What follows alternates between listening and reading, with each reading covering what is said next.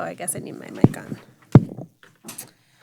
All right, so we'll start with item number 1, roll call. Chairperson Long, Here. Vice Chair Cranston, Here. Trustee Balderson, Present. Trustee Patton, Trustee Lucas. Here. A quorum is present. Thank you. We'll move on to item number 2, public comment. If there's anybody in the audience who would wish to come up and speak, you can do so now. All right, seeing none, we'll move on to item number 3. Actually, I'm going to do item number, I don't need to go out of order, right? Okay, so we have a new board member, and I just wanted to introduce her and let her introduce herself to all of us. You don't have to say anything. Just like your name and. Hi, my name is Beth Lucas, and I'm a local accountant, and I'm really excited to be here. And this is my first board appointment, so I'm going to be learning a lot. All right, welcome, Beth. Okay, we'll move on to item number 3 for possible action. 3A is the approval of the previous meeting minutes from October 24th, 2019. Has everybody had a chance to review the minutes? Any changes, questions? I'll entertain a motion. I move that we approve the minutes as written. All in favor? Aye. Aye. Point of order, did we need a second? I didn't hear it. We do need a second. We do need a second. I'll second that. Okay, thank you. All in favor? Aye. Aye. Aye.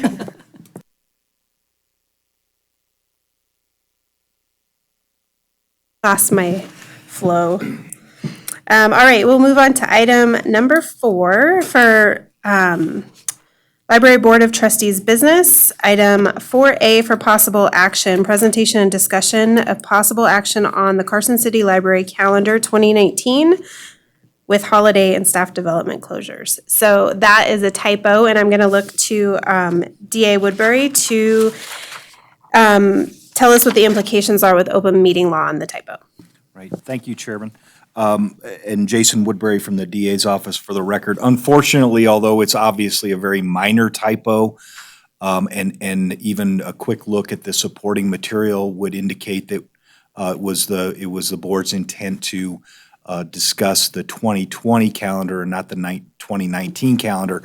Under the rules of the open meeting law, the requirements of the open meeting law, each agenda title has to be viewed as separate from any supporting material. The idea is that the agenda, of course, is for the board to organize its business, but it's also for the public. And if a member of the public would look at that, and they did have something they wanted to address with the 2020 calendar, but they looked at only the title, saw it was the 2019 calendar, they might not come to the meeting. Now, could we probably go ahead and take some action on it? You probably could, but at the DA's office, we don't like to live dangerously, so it's our advice to you that you do defer any action on the item until a meeting in the future, if that's what the board desires. You are able to discuss it today. You are able to give feedback to staff. The only thing that you really can't do is deliberate toward an action and take any sort of action to approve or revise the calendar, other than direction to staff that you have an individual concern. Okay. I agree with that. Do you guys? Yeah, I understand. Do you guys have any questions or anything you want to address? We can discuss it. Everything looked okay to me. There's no great variations from last year's schedule, really. Todd Colgrove. Oh, did you have an input on that then, Amy? Sorry, Amy Lauder for the record. I was wondering if we talked about potentially putting in a updated version as late material. Was that something that happened? Diane Baker for the record, that wasn't done once the other issue was, however, point of information on the version that, or an updated version, we did find some minor value issues in there. It didn't change any of the days off. It really didn't change the number of hours off. What we were able to identify is it didn't calculate the number of open hours correctly. So the number of open hours that we'll bring to you will be higher than what you see here. Okay.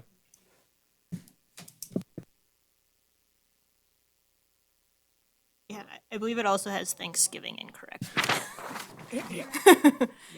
And if I may, Madam Chair, Todd Colgrove for the record, I believe that the difference from over last year with the corrected version is a net of 19 hours more. So we're moving in the right direction.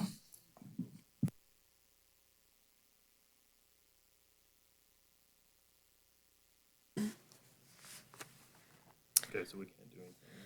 Yeah, so we can just move on. We don't need to do anything else for the record. That's correct. So then am I reading these as proposed meeting dates as well for the board in blue there? That's correct. Our That's the regular fourth dates. Thursday. Okay. And those are the proposed. Correct. There'll be 2 holidays before the next meeting. And Madam Chair, if I could clarify also, one thing I neglected to mention is in reviewing the bylaws and the statutes, I do believe that the library director has independent authority to execute a calendar, to implement a calendar.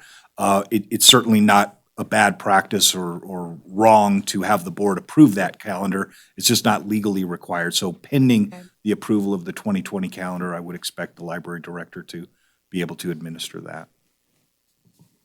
Can we, go ahead. Thank you, Madam Chair. Todd Colgrove for the record. As the director, I am certainly comfortable operating with the calendar as it stands until the board can go forward with this next meeting. Okay. If the board is comfortable with that and digesting and sort of ruminating a little bit and changing, suggesting any changes that might be wise. No, I think it's good. Yeah, I don't see. It's okay. I trust your judgment. Yeah. All right. Okay, so then we'll move on to item 5, the library director representative administrative reports. We'll start with item 5A, the review of the budget, gift fund, Adams Hub Fund, and grant funds. Thank you, Madam Chair. Todd Colgrove for the record. And for this first line item, Diane Baker will be presenting those details as I'm paying closer attention this month than I did last. Thank you. Diane Baker for the record. So the PDF that you have there is the representation of the live smart sheet that is being projected. And the only major changes, and it's also reflected in later in my report, is we did have the final numbers for the State Collection Development Grant. So our grant funds, that little slice there is starting to get a little bigger, that little green slice there. And also, we are had a potential of a grant that will be coming up. It's not reflected here since we don't actually have the official notification. We are on track with the expenditures against the general fund and against the gift fund. So we're pretty much where we expect to be at this point. And the major changes that you'll be seeing coming up in January, we will have the budget augmentation we'll go through at that point, and that will adjust a few things where it will reflect in the budget reports that are the backup. And those backup reports, let me get those up now.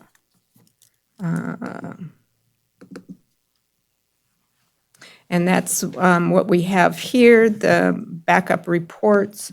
We are on track with salary and temporary staffing at this point. And then as you scroll down, We are pretty close to on track with most of the others. You will see in one couple categories where with equipment repair and software maintenance, that's where we'll have some changes in the budget augmentation to get our base numbers correct. And when we have the base numbers in January, that should reflect in next year's budget. We have been working last year and this year. Some of our software maintenance costs had been paid out of operating, and so we're trying to true that out so it's all represented in the correct budget account. So I think you'll see a better representation after the budget augmentation. So, and I was going to say just most everything else, we're on track where we're expecting to be. I didn't know if there were any questions on the general fund. Some of our operating costs, a couple of them, I can point out that the operating 0625, where it looks 60%, we do have some costs where we pay a fair amount upfront for the year. So it's, even though we're not halfway through the year, we're at 60%, but that is where we expect to be. Okay, I'll go down to then the gift fund. Also, we're at a point where we're expecting to be. The gift fund does include the general gift, and that is also where the Friends of the Library funds are found. And you'll see some expenditures going through there as expected in our operating and in some of our other costs for collections. And those are collection costs that were expected after July 1 from the Friends of the Library. And the last, it's incomplete at this time. Again, the grants, those become more accurate as we have the budget augmentation. The grants that we get after July 1 don't reflect in the city budget reports until after the augmentation. Any questions on those? Do we have the Adams Hub Fund still that we're looking at? Is that? Actually, that the update on that is the fund has repaid the Hop and May Adams Foundation, the amount of funds that were remaining after the operations were transferred. So that's essentially, those are zeroed out budgets at this point. All good. Okay, thank you. Thank you, Diane. And and Todd Goldgrove, for the record, going on with the second line item on this. Just a point of clarification, because I had to get that clarification from Diane repeatedly when I kept hearing about this budget augmentation that was happening with the city, which sounds like really good news. It's actually a euphemism. I believe it used to be called true-up. It was Informally, we call it a true-up. lining the budget up with what actually is and what's coming in and where it's at. So if that's any help. And also, like the error in the date, if there are any errors that we see in here, those are my errors. It's part of the training process or going under the bus with Diane. Literally line by line going through each of the items in the budget and saying, wait a minute, how does this work? Where does that go? So that's the mistakes are mine. And Diane, thanks for doing that. I wanted to jump into quickly just a couple of notes. I wanted to underline just how remarkably proud I am for having joined in with this crew. Oh, sorry, yes? Oh, heavens. My apologies, Madam Chair, if I was pointed out to me that I'm jumping the gun, that perhaps you needed to call for item B. I think I do. Thank you. All right. No, thank you for that clarification too on the budget augmentation. So we'll move on to item 5B, presentation and discussion of a report from the library director. Thank you, Madam Chair. Todd Goldgrove for the record. again, I'm just so remarkably proud of this crew. So many things that have happened. If you've had the chance to look at the flyer that was in the attached material, the Carson City Hearts Libraries, these are bona fide comments from members of the community. The state library over the past year has been soliciting input from libraries around the state. And so this is the end result of what happens when the library director calls for the state to say, hey, can you give us a list of that? And Amy Lauder put her mad skills to use laying this out as a flyer in the space of about less than an hour. But it's remarkable to read through it and to underline that the things that libraries mean to me, that they may mean to you, that they still mean very much to people today, which is quite exciting. And so these comments should pair with Irmel's statistics that he'll be reporting shortly in terms of the library base. I wanted to mention, though, just a couple of activities that really, warmed my heart.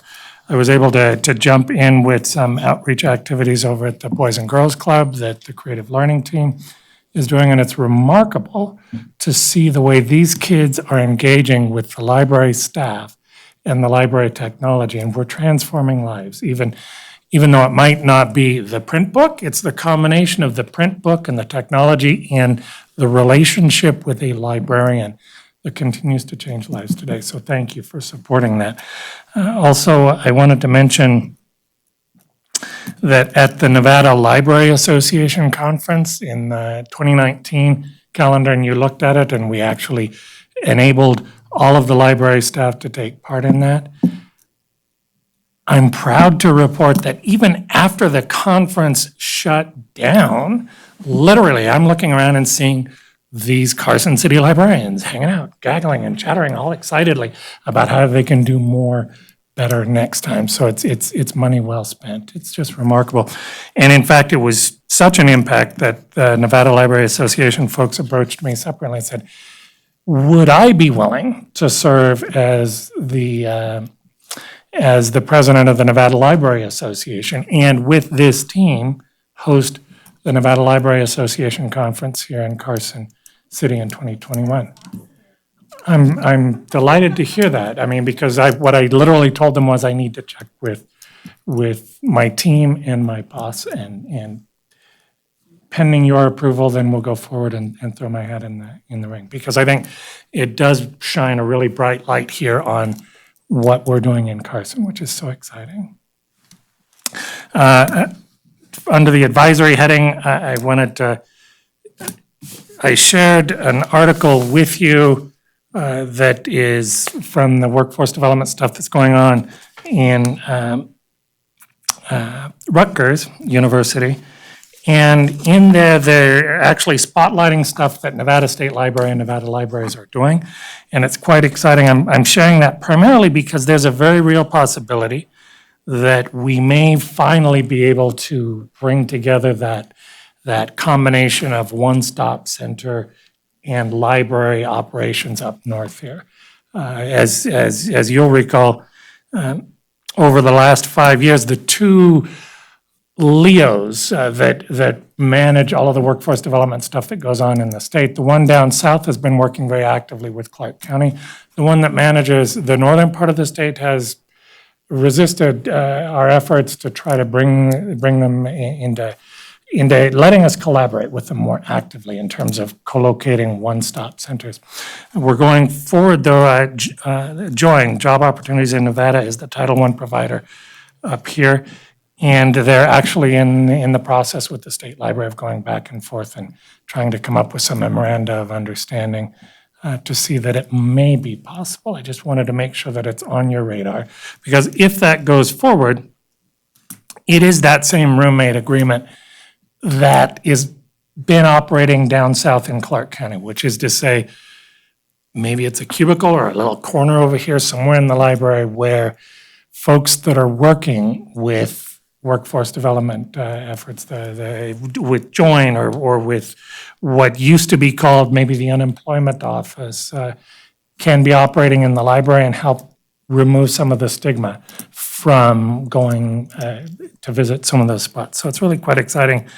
And it joins hand in glove with the work that we've been doing with the Nevada Career Explorer, the database that's hyper locally focused on the in-demand jobs here in Nevada and how do you get there, and enabling some of these kids, whether they're in their teens or in their 60s, retooling to figure out what it takes to get and pick up some of these new jobs. So with that in mind, I just wanted to let you know that it does seem like there's some good news. So also under the heading of Governor Sisolak, or under Preserving Nevada's Heritage, you'll recall the one-day workshop that happened the day before the Nevada Library Association was in fact a pre-conference of that conference. That was Preserving Nevada's Heritage environment, which was basically explained to me as, at the time, about that thing that we're not calling climate change, but how do we deal with the fact that we're having more dramatic climate events in the state and take care of our community. Governor Sisolak signed executive orders saying we're going forward with a lot of other stuff. And I just wanted to make sure that you are aware of the fact that your library, the Carson City Library, is getting some credit for having recorded that and sharing it and making it available. Finally, under the advisory heading, I wanted to make sure that you are aware of a bit of a kerfuffle that we had in the library. Again, this team handled it splendidly. You're all familiar with the Anderson Ranch Estates and what was going on there. Literally the day before this meeting that was organized by a patron of the library to meet the Anderson Ranch Estate subdivision developer was scheduled in one of the collaboration rooms in the library.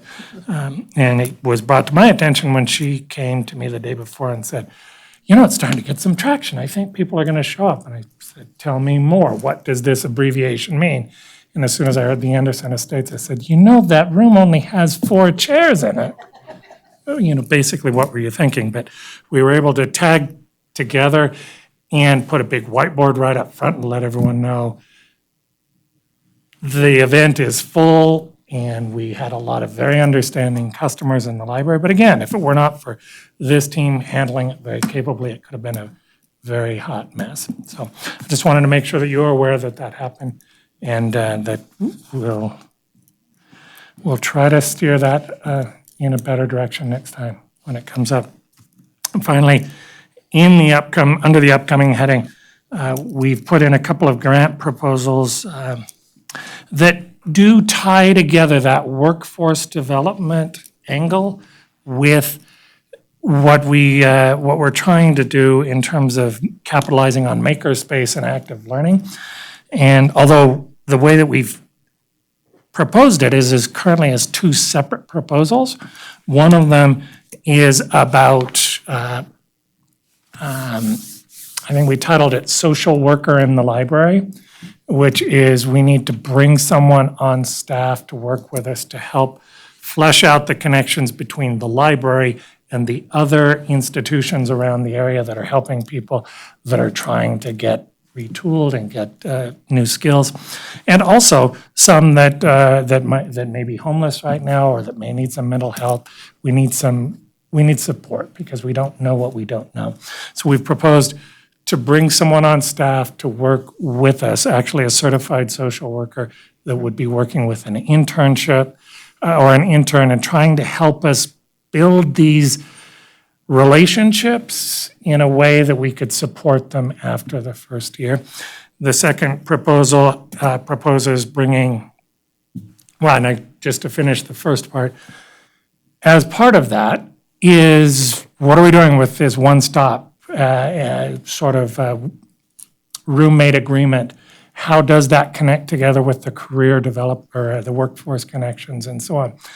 And the second part of that is the proposal Bionics, which is the name literally of a toolkit.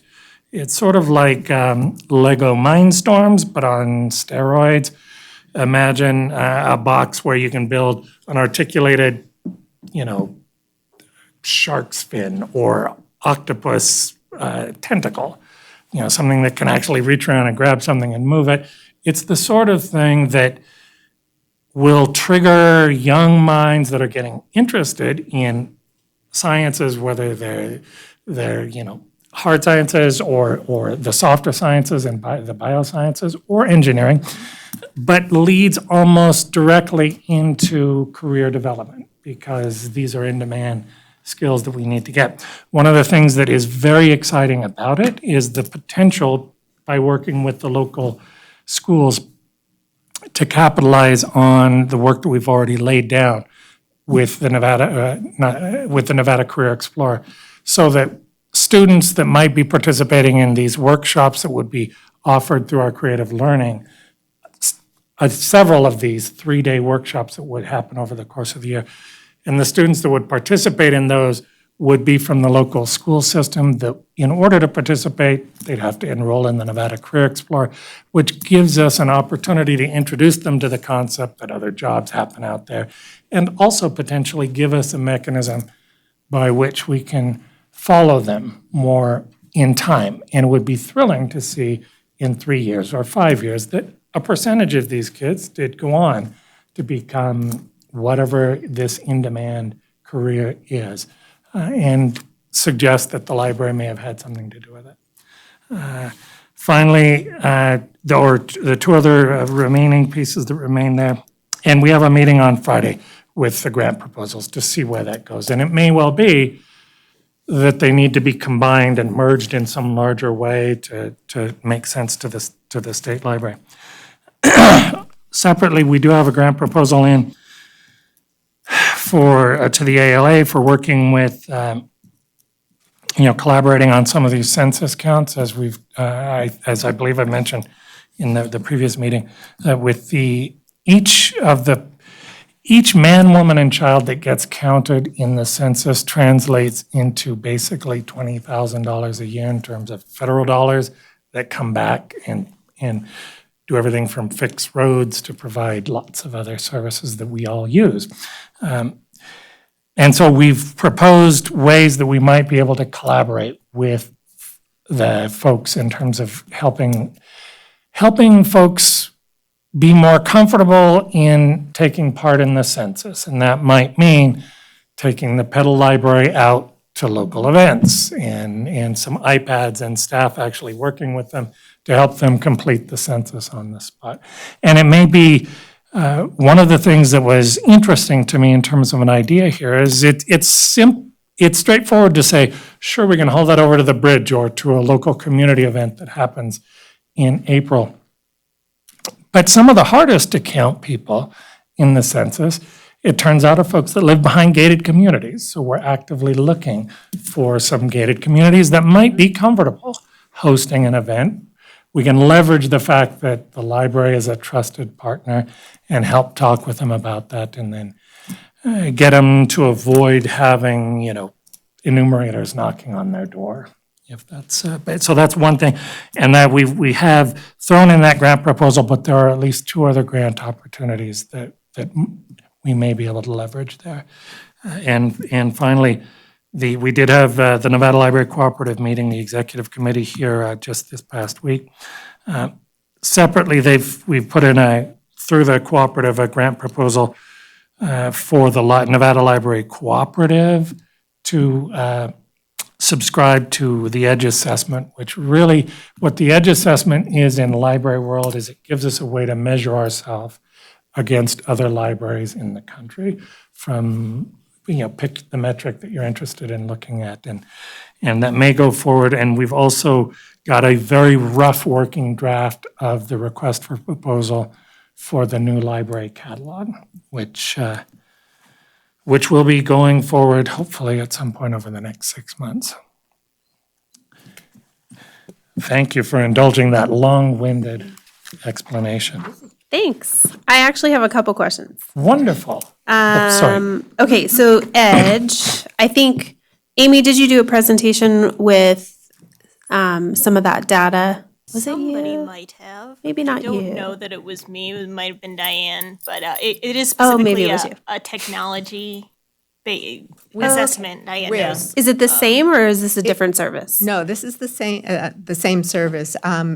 Before we had our strategic planning consultant in place, we did have, do the edge assessment for the Carson City Library.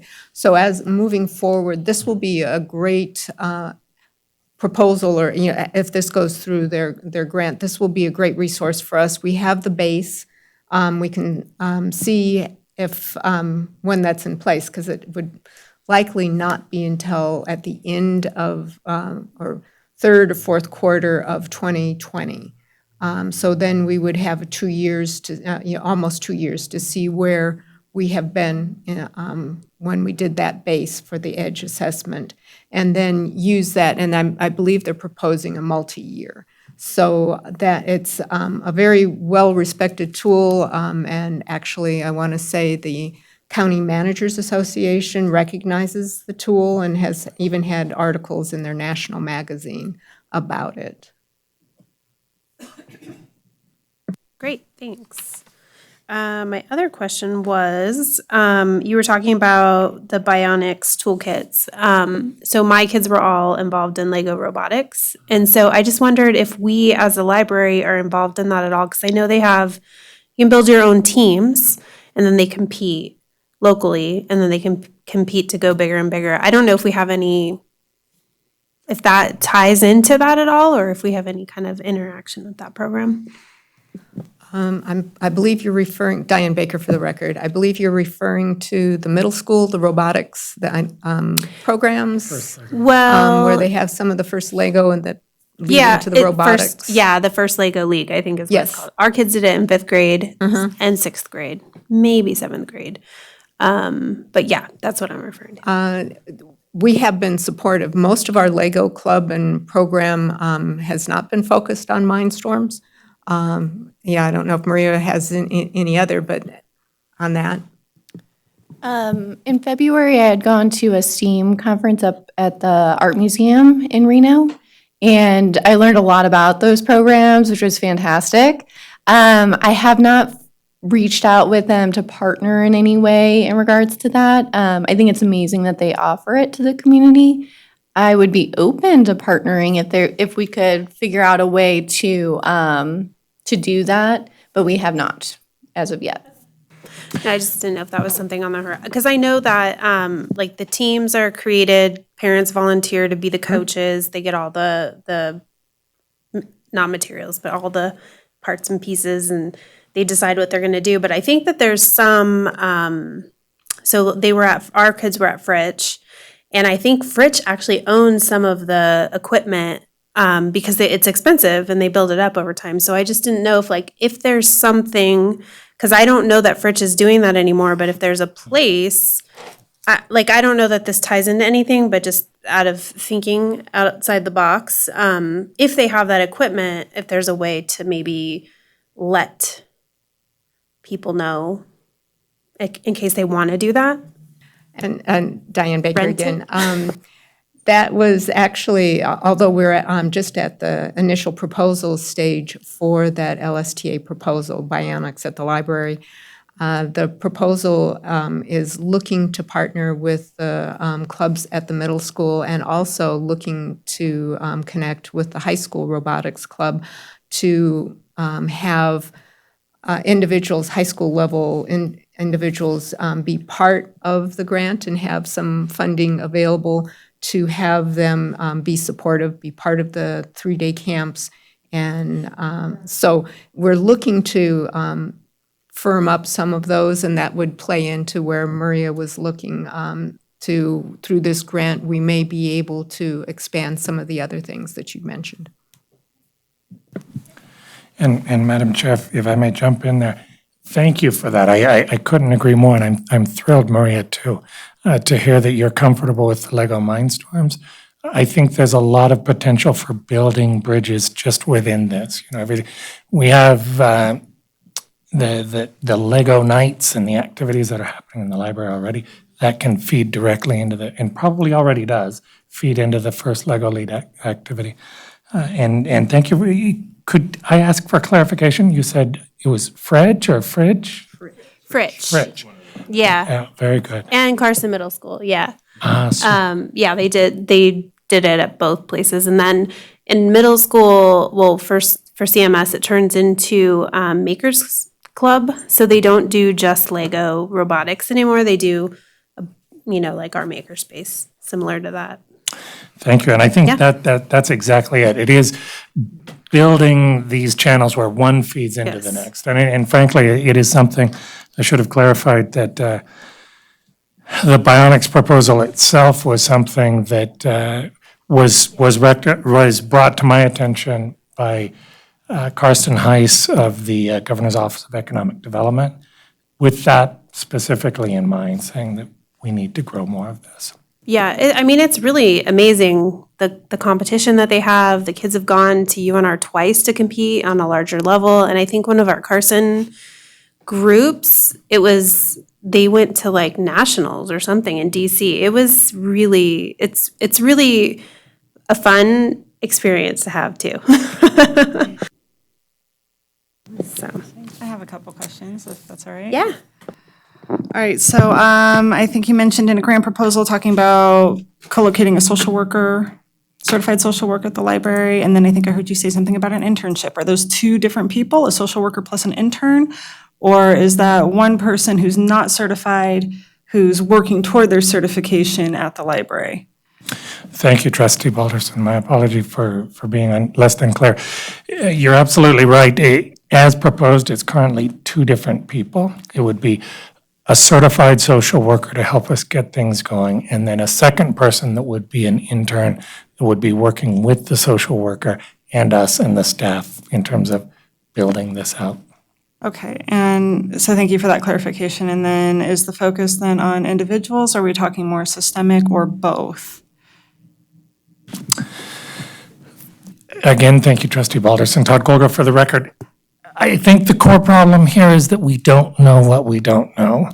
I think that as a staff, we have a sense that there's a lot that can be done here, but we don't really know where to begin, which is part of why we proposed this under the LSTA program, because it's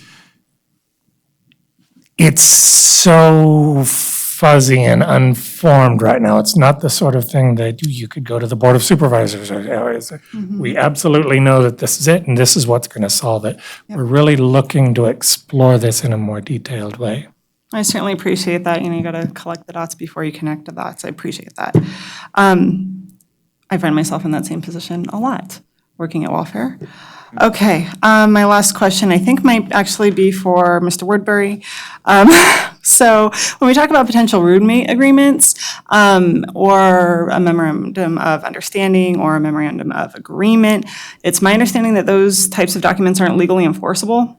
Is it common practice for the city to engage in those types of agreements? Jason Woodbury, DA's office, for the record. You've kind of put your finger on a point of contention in our office. We, not necessarily within our office, but sort of in the legal community, especially in the public sector.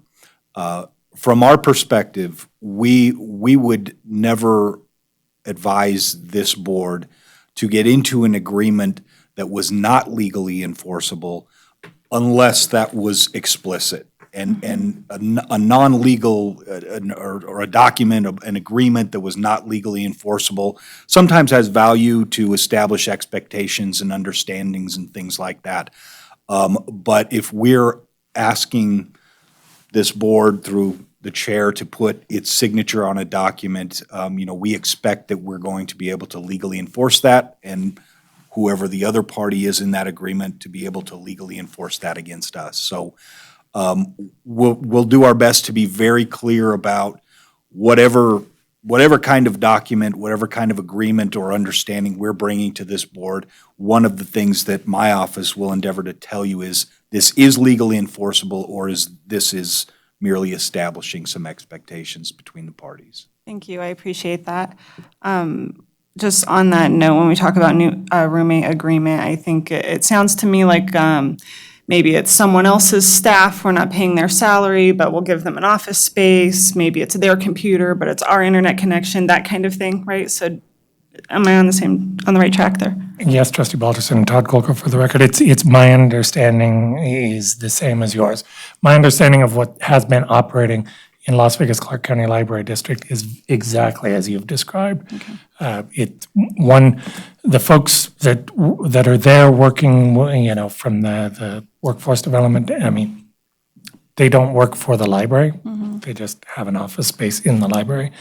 And the collaboration that comes out of it is the library staff at least getting to know them and to know what they can do and when they'll be there and how they can, they may be able to help get someone an appointment, but that's about the extent of it. So, thank you. So I only bring this up out of hesitance because these things all sound really, really great when we're all focused on our goal, which is serving our community. In the event that our staff, or for whatever reason, we have an issue with someone else's staff member and then we can't work to resolve that, that would be a concern for me. And so again, whatever our attorneys tell us to do, we'll do.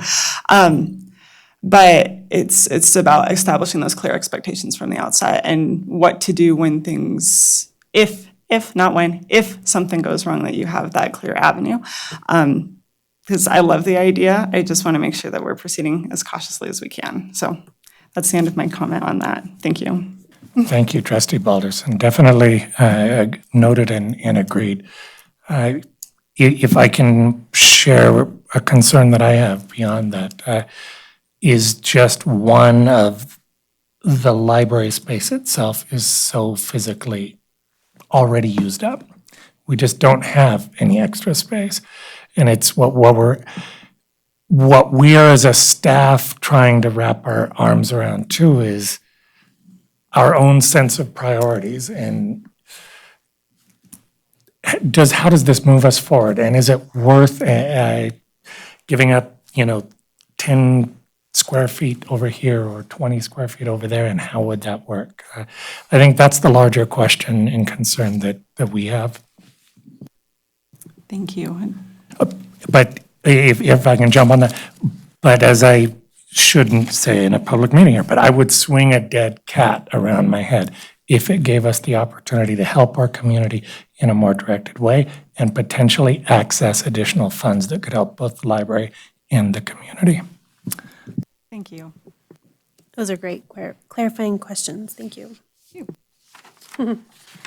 Okay, we'll move on to item 6, other administrative reports, and we'll start with item 6A, the creative learning report. Maria Clusta, Creative Learning Manager for the record.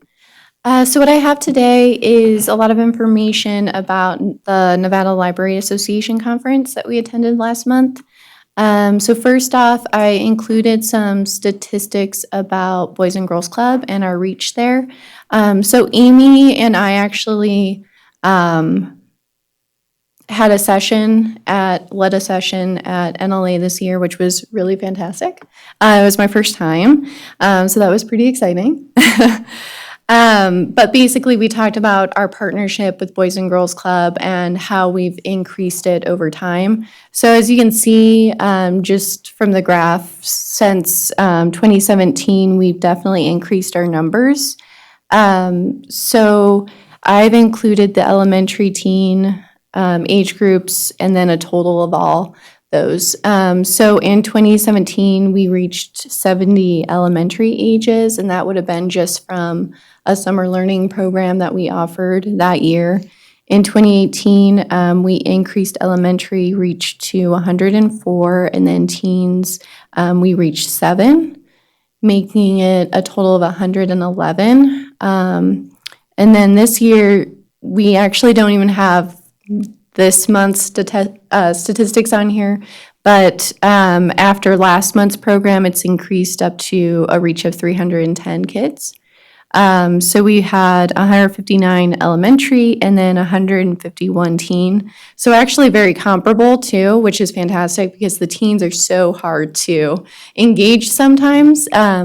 And one of the biggest things with that is our opportunity to bring virtual reality over there. That's always the most exciting thing that we take over.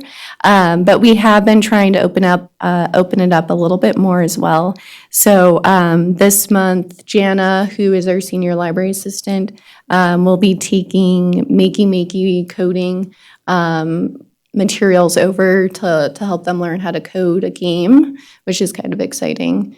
And also working with elementary ages. But one big reason we've been able to expand the programs and the reach over there is because we do have Jana now as basically our Boys and Girls Club coordinator. So she's working to go there twice a month for one elementary and one teen program. Then we also have James, who goes over there twice a week to check out or help kids check out materials or promote library activities as well. So that's really grown our reach over there. And obviously, working closely with the staff there, having great communication. So just wanted to share our awesome numbers with you guys. So very excited about that. And then secondly, I just wanted to note, Jana and I also attended a pre-conference during NLA 360 immersive storytelling. So we actually learned how to film 360 video and then convert it into a VR experience. It was a lot of information in an all-day workshop, but I do feel like we took a lot of information away. We're going to be working towards offering programs for teens and adults with learning how to do that. So these would be workshops. But I think it will be a great opportunity for community members to learn how to do that process, especially with us offering VR sessions for them to learn how to make that content. I think will be really great. And also if they want to create something that's about the community, that's been a push with the state library is sharing the stories of different areas, things like that. So I think it's a great opportunity for many ages to participate in. Do you guys have any questions about anything that I talked about today? Can I get a split out on what elementary and teen age-wise means? So elementary would be 5 to 12, I believe, and then 13 to 17 is the teen age group. Mm-hmm. And then we do have some overlap sometimes for like middle school ages, so then that's like the middle ground, but for the most part, we separated out by those age groups. Mm-hmm. Thank you, Maria. All right, we'll move on to item 6B, the grants administration report. Diane Baker for the record.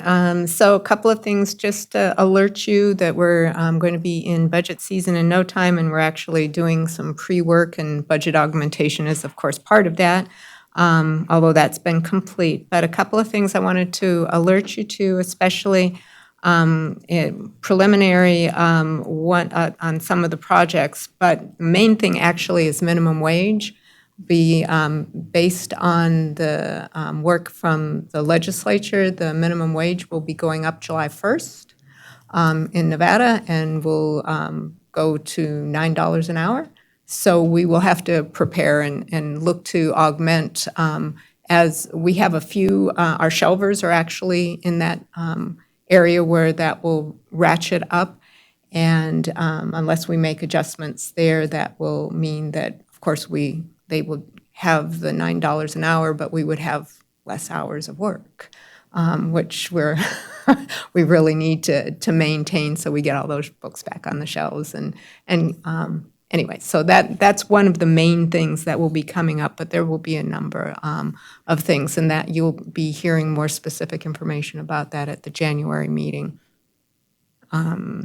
And then I wanted to give you the updates. I mentioned last meeting that we had the cash handling audit. We did have the responses back. Their overall comment was that we are in remarkably great position, especially considering the last audit, which was before I was on board, so it had to be over 5 years ago, and it was before we had cash registers. an actual cash register program and some of the other things. A few things which were very easy and are easy to do would be have been like adding some things at the cash register for stamping checks right away instead of at the end of the day. A few other things were involving having a second person with some of the countouts on that part, even though they'd already gone through the cash register, they still wanted a second person there, even though there's a track record. So all in all, I believe that they considered that everything were minor findings and that we could meet the requirements. I think we've met all of them already, or close.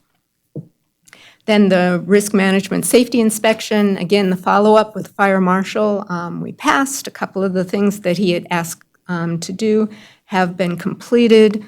The facilities department also took care of a number of our exit signs that were vintage, shall we say. They couldn't get batteries for them anymore, so they had to replace the whole signs, which was no problem. They took care of that as well. And we took care of some of the the power cords, and some of the other concerns that one of the things fire marshals completely dislike are extension cords. However, power strips with very long cords are all right. So we were able to take care of everything on that as well.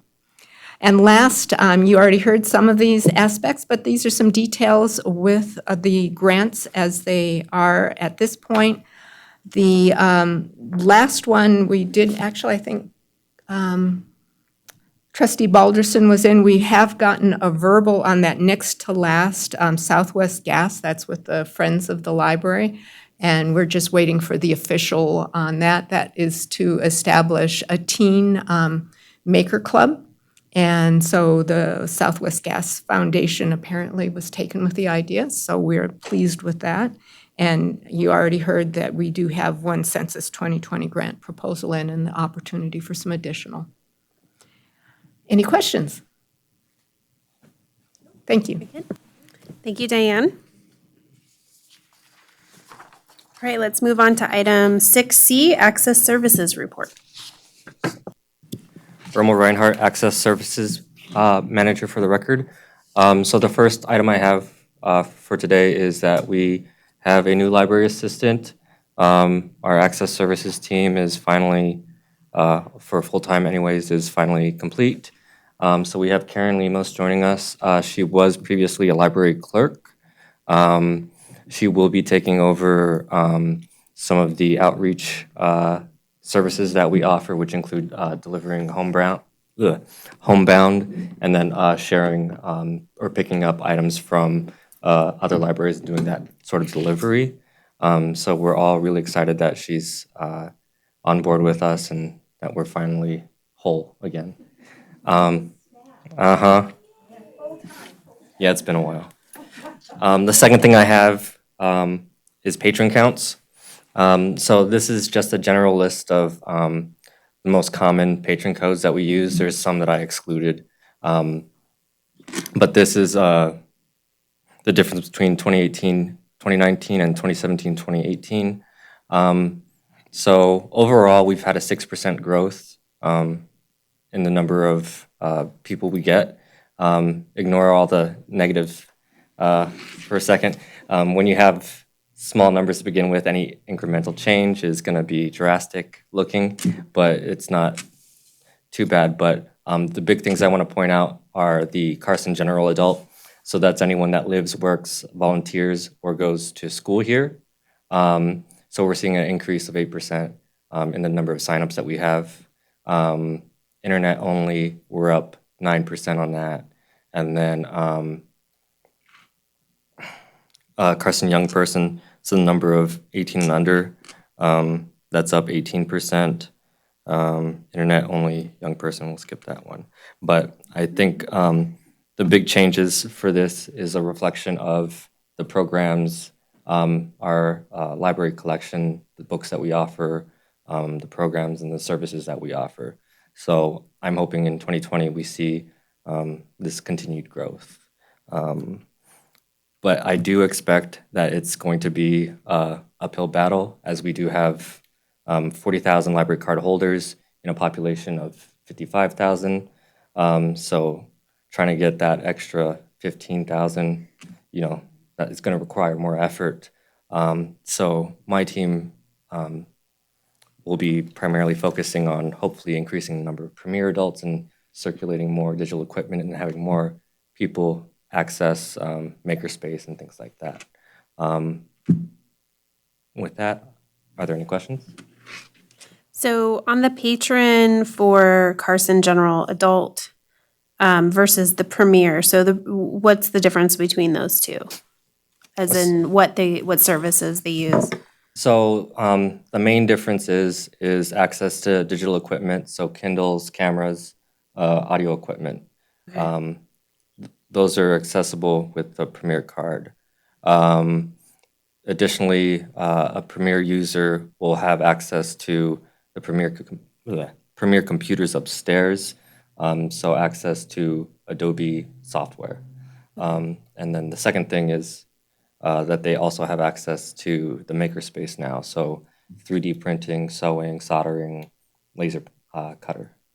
So is the general adult, do these include like their patrons who come to the events and workshops and all that as well? Or is this literally just? So for Total. He doesn't know what the number is. total card holders. Yeah. So for workshops and things like that, if everyone has a library card that comes to any of these programs. So if they're wanting to attend a workshop pertaining to Premier, they have to. You have to make put a your library card in. Yeah. Is that what? Yeah, I'm just wondering if these numbers are including that, or is this just like checked out materials? Oh, no, this is the number of patrons. Oh, just total number Yeah. of patrons. Okay. Yeah, okay. this isn't, Not usage. yeah, Right. Okay. this is just active card holders. Okay. Irma, for active, what does that mean? Oh, so active means that they've been using their card within the last 5 years. Thanks. Okay.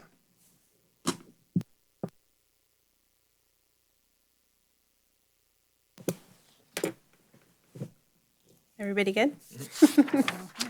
All right. Thank you, Irma. Okay, we move on to item 6D, Collection Development Report. Amy Lauder, Collection Development Manager, for the record. Again, Library Association meeting was last month. It was a pretty productive meeting, in my opinion.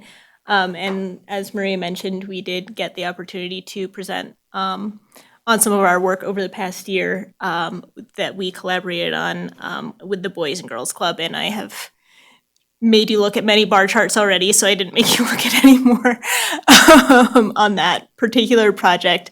But I did want to mention that we did have some really good questions and good conversations in that session, because the point of it was not only to kind of brag and be like, look at this cool stuff that we did, which was obviously, but also to create a discussion for us and our other friends at our other libraries in the state about how to leverage their resources to reach people outside of their buildings, because that's really what this project was about, was saying, what do we have? How do we get that out there? And as you can see, the theme of the conference this year was building bridges, so that we felt that worked very, very well for what we were trying to do.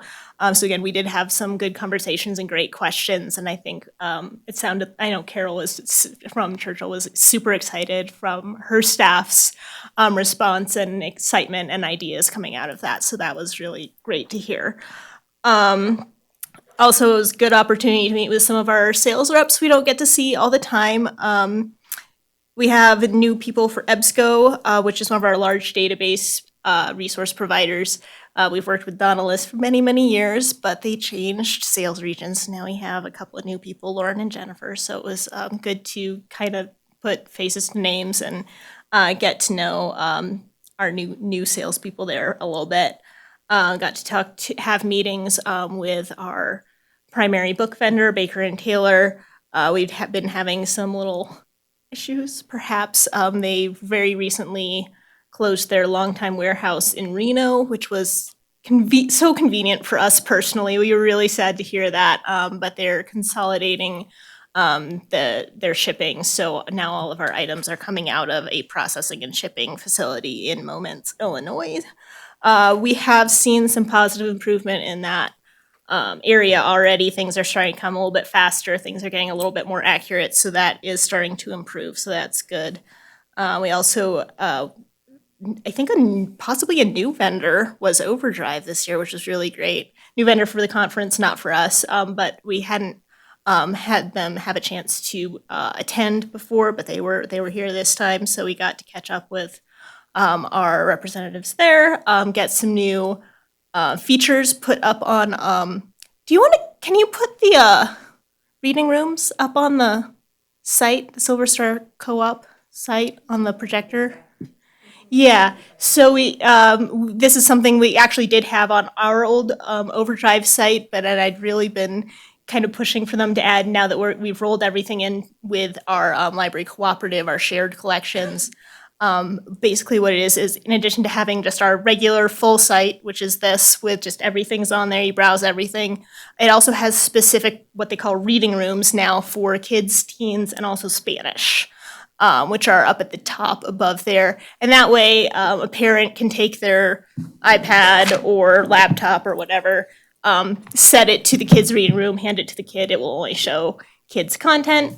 And also for the other areas as well, it just makes it easier to browse for people. So I was really excited to have those up. They make me happy. So that was really nice to get that done. Other notes, I've been working with Diane. We're getting, it's posted now, our request for proposals for a new website. Our current website is it's fine. It's pretty good as far as library websites go, but the platform is reaching the end of its life within the next year and a half. So we need a new one. So that's out. You said submissions are expected by the end of the month. So we're hoping to start moving forward with that project again in January. And just, again, kind of noted, I didn't have a lot of news this month. It seemed like that was like things are going better with processing, both with, we have our new staff Jean Marie's really been doing well back there, getting a lot of the processes, kinks worked out, things like that, and also some improvement on the vendor side with the changes we've had there, so that's great. I think Diane had in her notes with grants, we got our collection development grant money from the state. GIA came in the other day, so hopefully we can start spending on that shortly. That's all plugged in, so that should start pretty soon. Again, bragging a little bit, have a lovely photo on the side of this. This photo got like triple the action on Instagram than we typically do, so I thought it was pretty, so I put it in there. So that just worked out nicely. It's visually appealing. So it was a very lovely day, so we took advantage. Yeah, so that was our little reading spot photo. Anyway, any questions on any of that? So I have one question regarding the website migration. Yes. So we're getting an update to the website, so you're reaching out to a new vendor for RFP and the migration? One vendor for both? Yes, that is correct. Okay, and so our website's currently hosted locally, state hosted, city hosted? Our current provider is CC Communications out in Fallon. Okay. Yeah. And we did write into the RFP that it is a migration and redesign. Okay. I also have a question about that. Yes. Okay, so it sounds like you're putting all the work on the vendor. It's not like a content management system that you go in and change yourself? It will be. Oh, it will be, okay. Yes. And that's kind of how it is right now. Okay. So with that, have we met web accessibility standards, or do we plan to? We hope to Okay. do as well with that as possible, yes. And again, that is written in that there are expectations for that. Okay. Yes. And how are we holding them accountable to that? Do we have a tool that we're using to match against? There's a couple of free ones you can use. I know, did you have something?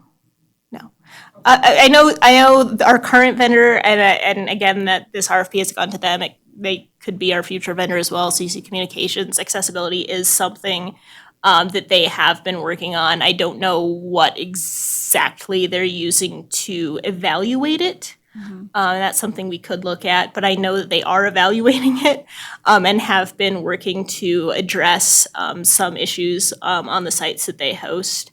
And so that's some of the back end work that they do for us as part of their contract. Things that are like adding content, putting in new pages, adding pictures, like general update stuff we do here, mostly me and Maria.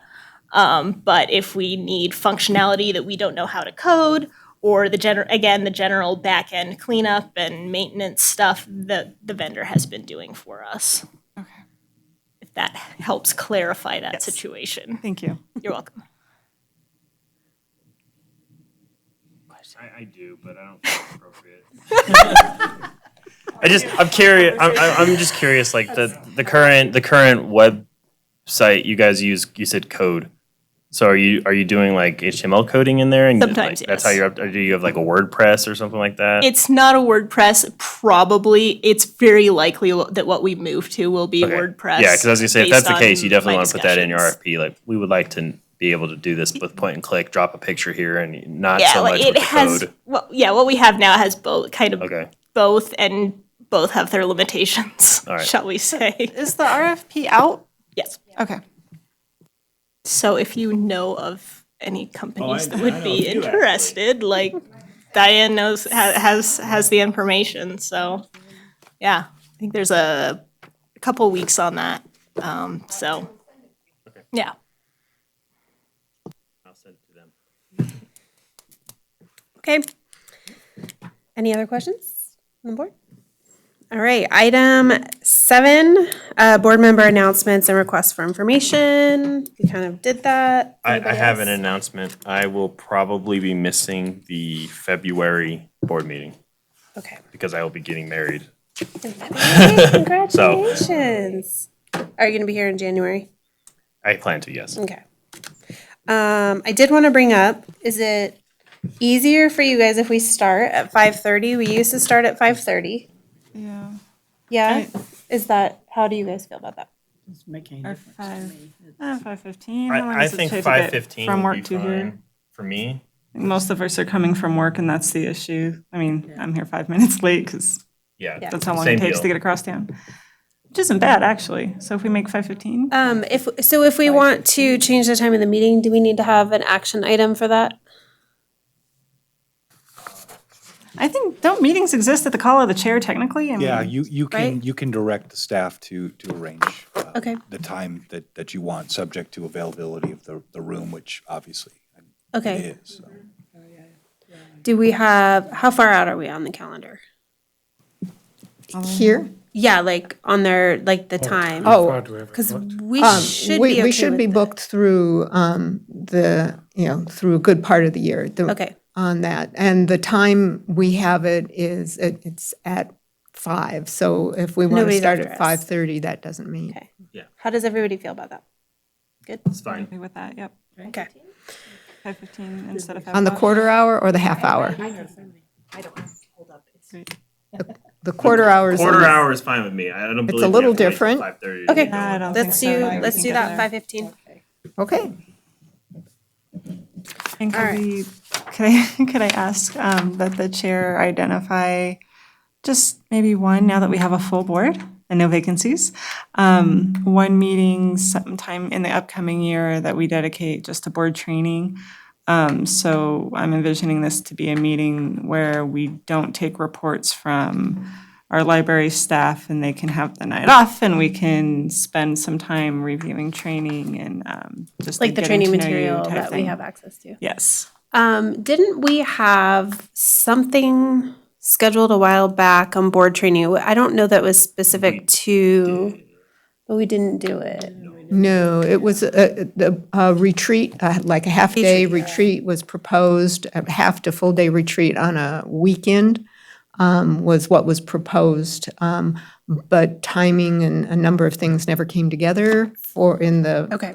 few months. So it's potential to do that, potential to also use this meeting, and we could look to, depending on the training, we could also consult with the Nevada State Library and Archives, the library development team, to see if any of the things you're interested, they could bring some additional training as well.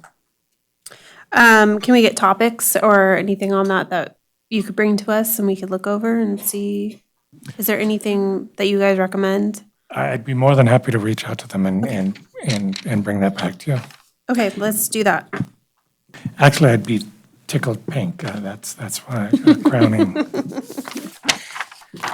I think it's great because we've got a relatively new board and we're full and we're good now, so.